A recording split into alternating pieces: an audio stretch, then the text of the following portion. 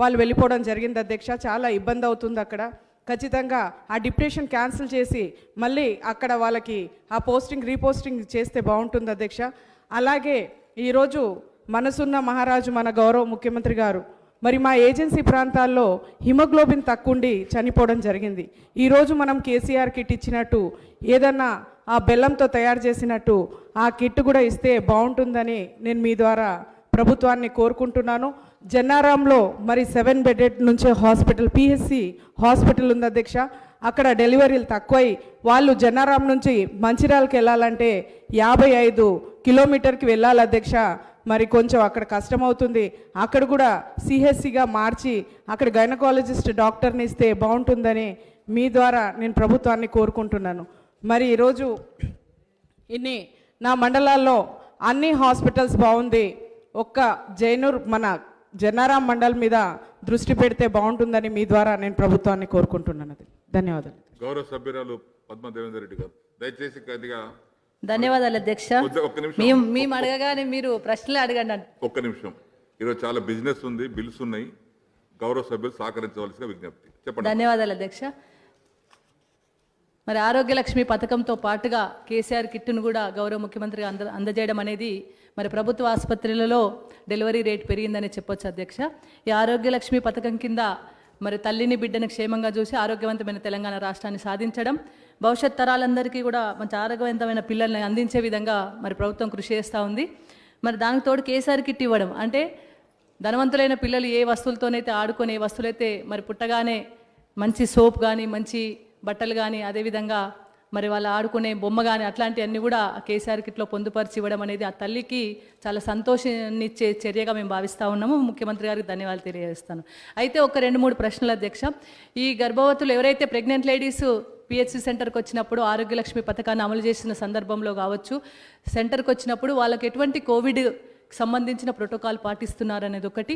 తర్వాత డెలివరీ అయిన తర్వాత కూడా వాళ్ళకు మరి కోవిడ్లు టెస్టులతో పాటుగా ఆ పిల్లను బిడ్డను క్షేమంగా చూడడానికి ప్రభుత్వం ఎటువంటి చర్యలు తీసుకుంటుంది అనేది కూడా ఒక 2-3 విషయాలు ఆ ప్రెగ్నెంట్ లేడీస్కి కూడా మంచి మెసేజ్ పోతుంది కాబట్టి అది అందజేయాలని కోరుతా ఉన్నాను. భయపడకుండా వాళ్ళు గవర్నమెంట్ హాస్పిటల్కి వచ్చే అవకాశం ఉంటుంది అధ్యక్ష. అదేవిధంగా రెండవది ఏంటంటే అమ్మఒడి కూడా అందరూ కూడా ఉపయోగించుకుంటున్నారు. అక్కడ కూడా కోవిడ్ ప్రోటోకాల్ పాటించాలని కూడా నేను గౌరవ మీ ద్వారా మంత్రి గారిని కోరుతా ఉన్నాను. అదేవిధంగా మరి చాలా చోట్ల స్టాఫ్ కొరత ఉంది అధ్యక్ష.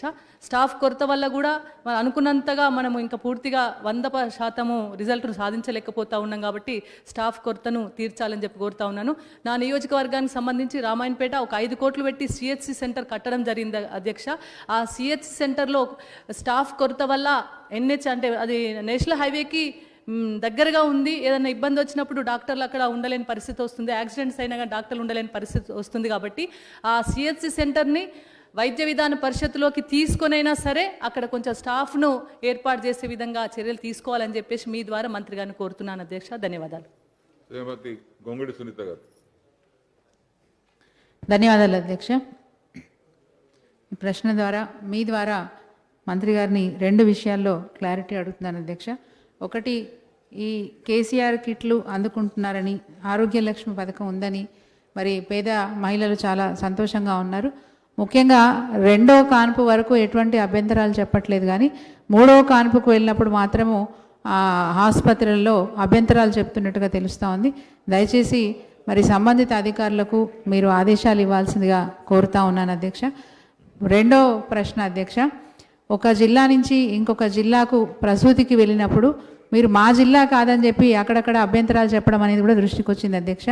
సో ఎక్కడైనా సరే ప్రసూతికి వెళ్ళినప్పుడు ఏ జిల్లాలో అయినా ప్రసూతికి అనుమతించే విధంగా మరి గౌరవ మంత్రి గారు అధికారులకు ఆదేశాలు ఇవ్వాల్సిందిగా నేను వారిని మీ ద్వారా కోరుతున్నాను అధ్యక్ష. Thank you.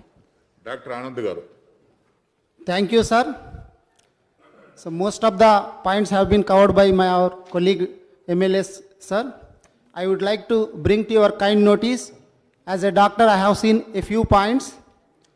I have been in medical practice since 15-20 years, sir, as a gynecologist and a general surgeon.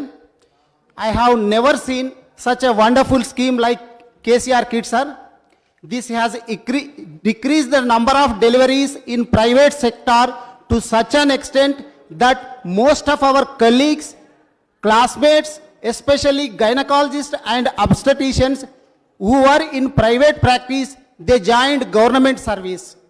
And it has decreased the MMR, that is maternal mortality rate, and IMR, that is infant mortality rate. Sir, my first question is, sir, we are giving this KCR kit to those ladies who registered their names in government hospitals within 84 days. But, sir, we have seen the number of migrant laborers has decreased after formation of Telangana and after TRS government has come. But still there are some laborers who go to Mumbai and who go to Pune and they are coming for delivery to Telangana, and by the time they reach Telangana, it is more than 84 days, sir. So I would like to request the Honorable Minister through you, sir, to consider these patients also. And one more issue, sir. Suppose we are giving this KCR kit to those deliveries which take place only in government institutions. But suppose a lady at her home gets labor pains, calls for an ambulance or some other vehicle. By the time it reaches her home, she is going to deliver in her home. And we have seen cases of deliveries taking place in vehicles also before reaching the hospitals. So I request these cases also to take into consideration. Sir, third one. Sir, we have giving this KCR kit to only first and second pregnancies. Our intention is very good, sir, to decrease the family size and to promote family planning. But sir, suppose a lady has received KCR kits in first and second pregnancies. Suppose the first baby or second baby dies or both the babies die, she definitely goes for third pregnancy. And in that case also, we are not allowing KCR kits, sir. I request to throw you the minister. And fourth one, sir, as a doctor, I have seen tubectomy failure cases, sir. Whatever the procedure we follow in sterilization, whether it could be laparoscopic sterilization or conventional sterilization, there are